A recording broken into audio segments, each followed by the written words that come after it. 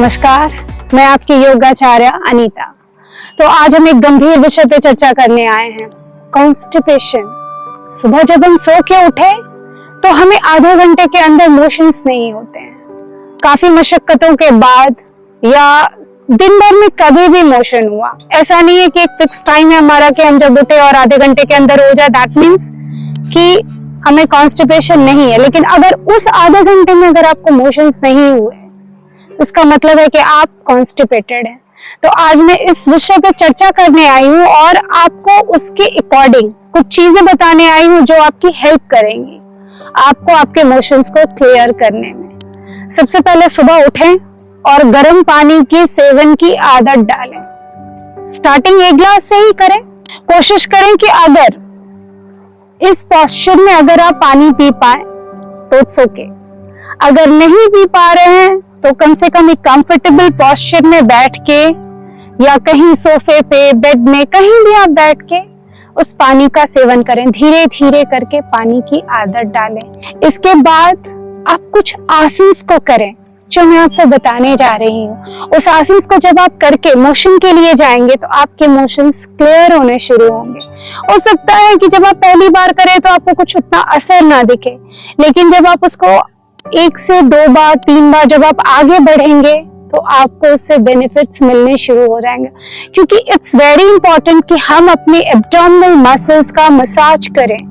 जब हम अपने एब्डोमिनल रीजन का मसाज करते हैं तो हमें क्या होता है कि हमारे कॉन्स्टिपेशन की समस्याएं खत्म होती हैं। कॉन्स्टिपेशन हमें रहता है ना, तो कई सारे इश्यूज क्रिएट होने शुरू हो जाते हैं। जैसे कि जो लिवर की इश्यूज जब शुरू होते हैं ना, तो स्टार्टिंग पीरियड यही होती है कि आपको कॉन्स्टिपेशन धीरे धीरे लगना शुरू होगा और फिर वहीं से आपके धीरे धीरे प्रॉब्लम बढ़नी शुरू होगी और लीवर की कई सारी समस्याओं से आप ग्रसित हो जाएंगे।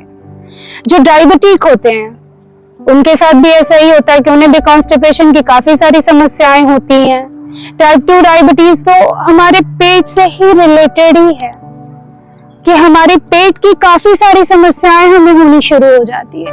तो उनके लिए भी बड़ा कारगर है ये आसन जो मैं आपको बताऊंगी अभी।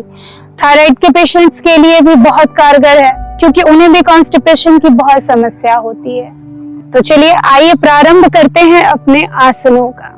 सबसे पहला ताड़ासन। Inhale and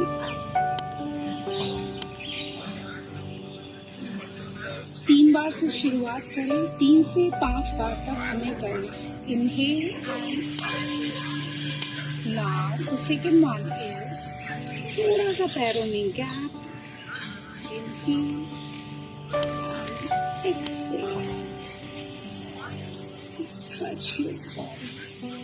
Inhale, exhale, inhale, exhale, inhale, exhale। तो पहला होगा ताड़ासन, दूसरा तिर्यक ताड़ासन, तीसरा कटी चक्रासन। आपने इनहेलेशन किया, एक्सहेलेशन करते हैं inhale centre, exhale side. Inhale center, exhale side. Inhale center, exhale side. चौथा त्रिकोणासन, पैरों में गैप। इनहेल सेंटर, एक्सहेलेशन करते हुए आप अपने टोस को टच करें और ऊपर हाथ को देखें, अपने हाथ की उंगलियों। Inhale, exhale, inhale, exhale, inhale, exhale, and the fifth one is Udarkashasana।